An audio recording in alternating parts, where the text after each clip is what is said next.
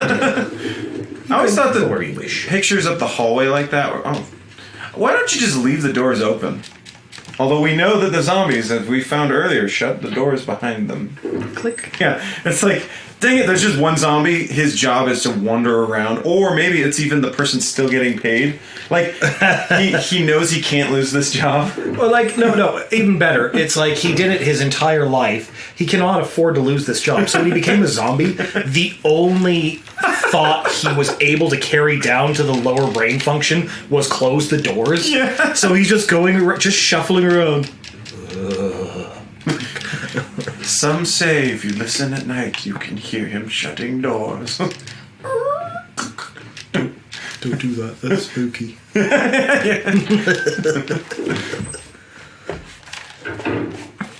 That's it. Okay, so I can get the dog whistle. I can burn the bodies.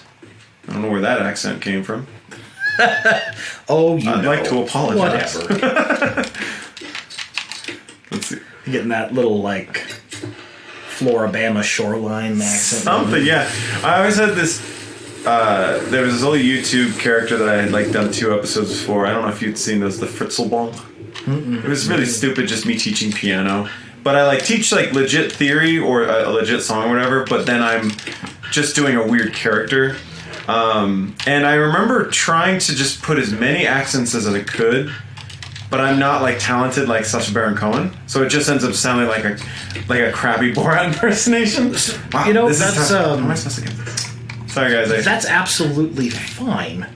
Oh. Because not a lot of people are talented like Sacha Baron. Yeah, no, yeah. Like that's one of those things. Like that's like me saying, you know, it's really I'm a little disappointed, but I'm not as funny as Richard Pryor. Yeah, don't hold yourself up to that. That's fair. I mean, it's fair. okay to strive to be, you know, better at things, but you know, you don't have to be an absolute legend on day one. Yeah, you know, I appreciate it because but it was fun because it was kind of before a lot of the talk of just like, you know, the accents or like, you know, being offensive with them that I remember. But it was just really, I remember enjoying the character and having fun with it, and it was just.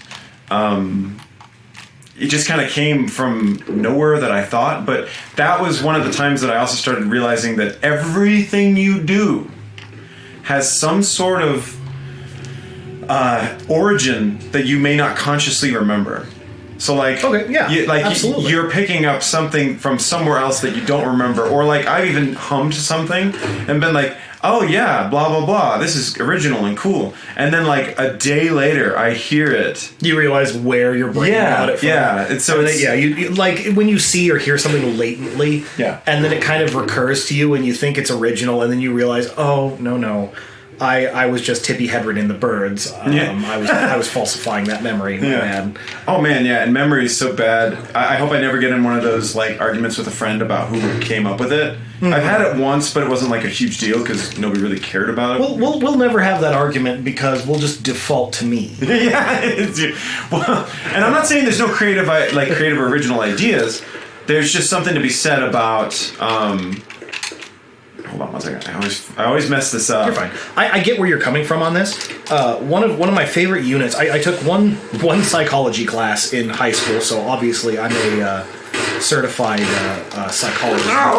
I can psychoanalyze people with the best of them.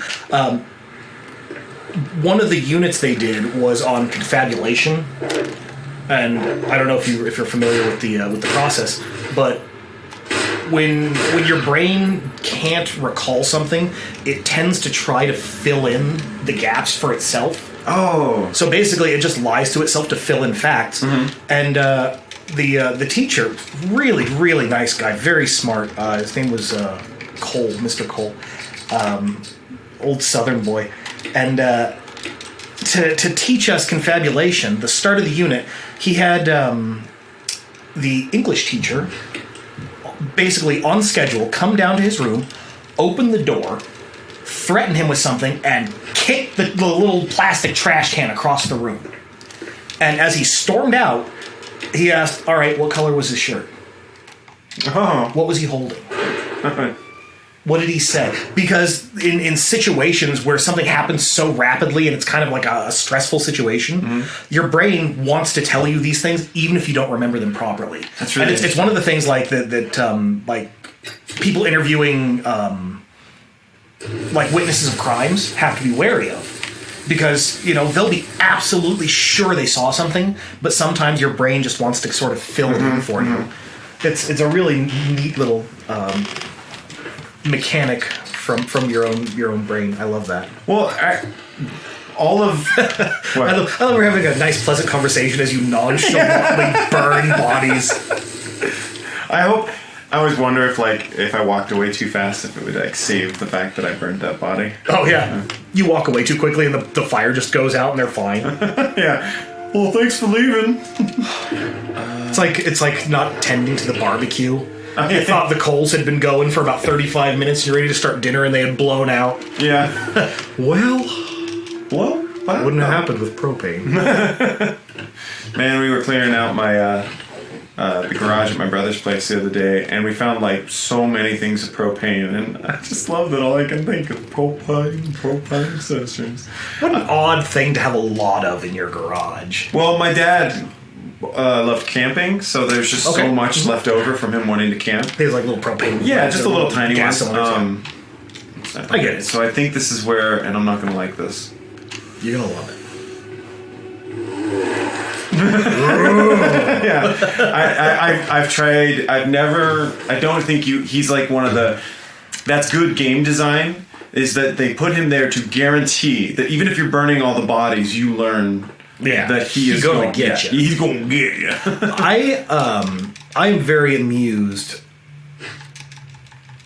by how quickly he gets up from a face down prone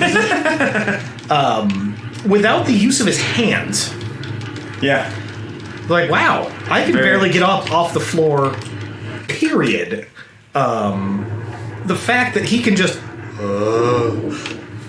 really? Great shape. Good for him. I was also just thinking, they had that... CrossFit. I was on top of that, so some programmer had to go, some idiot's going to be standing on this when they put it back in. So we're going to have to program it so that she's not on it. Sorry, the little things like that. Oh, yeah. I love it. All right, so he's not in front of me right now, which is good, I don't think. And I think there was another dead body in there. Don't mind me. Oh, God! There was another one.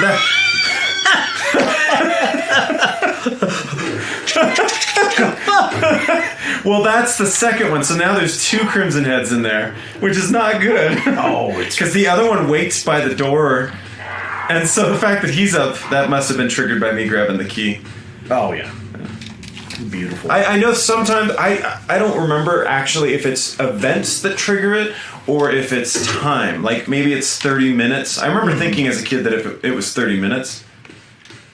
I don't think so. I think I'm almost certain it's going to be event-based. Once you take a certain thing, you trigger, the next stage of things happening. No, that one makes sense. Let's see. So I don't have... so I'm just kind of I can't do this one yet, but I can unlock the door. And then I gotta go back, and I gotta grab... There's no reason to grab the emblem yet, because I don't have the sheet of music. Because, when I'm in the middle of a mansion and zombie outbreak, I always remember to play the sheet of music that I find. Just remember, kids, as a helpful tip, while you're running around the gigantic zombie-infested mansion, you only have enough room in your pocket for about 6 to 8 things. Don't bring a shopping basket with you for this plethora of keys. Just hope for the best. Yeah. Is she wearing skin-tight pants? Yeah, really would have been better off with cargo pants. Yeah, I don't know. A couple of bigger... Oh, even look at those pockets. I feel like they are kind of not cargo pants. But I think it's just that they make them... They didn't want to animate the extra polygons or something. Oh yeah, there's dogs in there, so I'm going to go this way. Because I tried to rearrange the furniture last time I was running away from them. Somebody, should have brought a backpack. I don't know. Yeah, why wouldn't you? I think I can unlock this. Yeah, I'm gonna not go in it because I don't have enough room. That's the problem. Like, and it's funny because Chris is actually harder because he has starts with less inventory. Yeah. So it's great, but it's also just annoying. But we're pretty much, I'd say, in the next 10-15 minutes, we will have. I guess I can open this and do the. We will have the game already beaten. No, the end. We'll probably be done with most of the mask stuff because it doesn't take long once you start to unlock all these things. I don't know why that never occurred to me. To just run around and unlock all of the doors you possibly can with a key. I only do it if I'm going the way. Like I'm sure there's some strategy that it helps, but I love it that Resident Evil games are kind sometimes, and they say, "Hey, you've now have no more use for this key. Throw it away." Yeah. Which that's nice. Well, and I mean that's one of the big mechanics in the game is inventory management. Yeah. And it's nice that they give you at least that. Yeah, because again, it's just obnoxious. There was one Resident Evil 0. You literally, anytime you put something down, is there still some to fill up? I don't think there is. Okay, so this will probably be my last. And I only did one, that's fine. We'll save real quick, because, I have not saved for 20 minutes? I don't know how long it's been. Yeah, it's been a minute. But no, what we were just talking about, just remind me. The inventory management. Mm-hmm. It's actually, I always there's a human element to programming and game design that I always try to think about, like if I were to make a game, where, dang it, you may not think, oh, well, this wouldn't happen in real life, but the game, it's more satisfying to know that, oh, okay, cool, that key's been used, now I can get rid of it, instead of hanging onto the key like in real life, and just being like, where do I need it? I'll keep it just in case. And it's funny to think that the key takes up the same amount of space as a gun. And a stack of grenades. Yeah. I mean, I'm not going to complain because I actually have it. Like, I actually get to carry, like, a stack of grenades, a gun, sometimes, like, a shotgun, and all this stuff that you couldn't possibly carry around in real life. What's in your unlimited inventory? Let's see here. A key to a Volkswagen Scirocco. But no, there's a human element to it where they give you these little moments. Like, you ever play one of those games where they're like, we want this first-person game to feel real, so as you run, the camera's going to shake. But then you're like, I am so tired of the camera shaking. Like, why didn't they give me an option to turn this off? Yeah, no, the other one that gets me too is games where you have like a stamina element to your running, where you have a finite amount of time that you can run. Or even if you don't, when you've been running for a couple of seconds and your character starts to breathe heavily. Oh, yeah. Like, it makes me, even if I don't have a stamina element to it, it makes me want to stop so they can catch their breath. Oh, that's like, they'll be it's like, I know I can run forever, but I'm like, okay, go ahead, take a breather. It's okay. You're fine. Don't cry. Yeah. That actually reminds me of Silent Hill 2. Because from what I can tell, I don't think your character actually stops running, but... Do I still have it? Dang it. I don't know if there's going to be a zombie, or did I blow? Oh, God, he's a Crimson Head. Oh, boy. That's not good. I saw those nails. At least he's not up yet, because that means I can dodge him once or twice. But no. Yeah, have a nap. I always forget. Let me see. What is this? I'm going to go back and find this. Oh, I love this hallway. Yeah, it's pretty. I'll remember what I was saying. Orange. So the green headband, purple necklace. Don't want to push the button. Don't push it. Don't push it. I have to wait, because otherwise I accidentally push it all the time. Oh, I understand. No. Okay, so I think this is the sword. It doesn't matter. Bracelet. Let me see. I think we need the bracelet to be orange. Nope. Let's just turn it back. Go ahead. I remember, speaking of going too quickly in certain games and kind of ruining yourself, I remember one of my early playthroughs of Chrono Trigger. Probably like my third or fourth time through the game, because I was addicted at that point. There's a point where you're at the top of the cliff and you have to fight Magus. And after the battle, you can either say yes, he can join you, or you can say no. And if you say no, you don't get him. He's gone for the rest of the game. Because then you fight him. And I made the wrong choice once. And like he's the most powerful caster in the game, and it's like if you don't have him, you pretty much just hobbled yourself. Yep. Yeah, that's a rough one. And I just remember sitting there after it was over, like, I haven't saved in so long, but I can't go on. Yeah, that's a tough one. I was so displeased. I was, I knew the conversation by heart, so I was just, and I messed up and hit the wrong. What a magical time for, no pun intended, for RPGs. Yes. Like, I think the PlayStation, Super Nintendo era was the best for RPGs. And I'm sure there are technically games that are quote-unquote better, especially for first-time RPG players. But in my life, that was like my time of RPGs. And of course, Absolutely. Dark Souls wouldn't be till later, but I don't think people would consider that the type of RPG I'm talking about. Well, and that's the thing, is it's like it's so unique that it has its own genre now. Yeah. It's the Soulsborne. Yeah. Oh, yeah. And there are so many games that have started imitating that. It was just such a unique idea, and it was absolutely brilliant. I mean, obviously I own it on 4 different consoles. Yeah. I'm obviously a fan, but it is definitely a unique style. I don't remember the person who did it, but there was a guy online who did. He actually recomposed a lot of the music from it.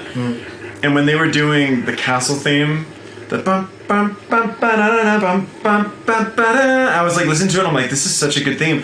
But then it gets to the second B part. It does just the way. I'm not even gonna try and do it because I feel like I'm gonna insult it. It's so beautiful that I almost was like it. Like I almost had a single tear. Yeah. Just like, oh my goodness! I don't remember this song being this powerful when I listened to it as a child. But oh my gosh, it's knocking me on my socks. Okay, so. I think that was I don't know what I just said. Knocking me on my socks? Yeah, it's fine. Okay, go ahead. You're fine. People will be able to take what you put. All the pieces are there. Yeah. You just have to assemble it yourself. It's okay. It's like an IKEA comment. Some people understand the way that Steven talked. Don't correct it. It's all there. Yeah. Don't be lazy. Okay, so we're gonna go downstairs. I'm gonna put the stuff and kill that murderous plant. Ah, yes. Uh-oh. What's out there? Somebody's skittering. Somebody wants out. Is there a dog? I know, it's just a regular zombie. How did you get out there? I hear you. Hey. Rude. You're not dead. You're just that land shark. Land shark. Oh man, I'm a dolphin. Oh, dolphins never hurt anyone. Okay, so I still don't have the Moonlight Sonata, so I'll get the sheet. Could have grabbed it, I guess, while I was over there, but whatever. Whatever. Okay. You'll get there. Chemical to use on plants. I just like how that's what it's called. What do you do with it? Use it on the plants. But what is it for? Plants. I don't know how much clearer I can be.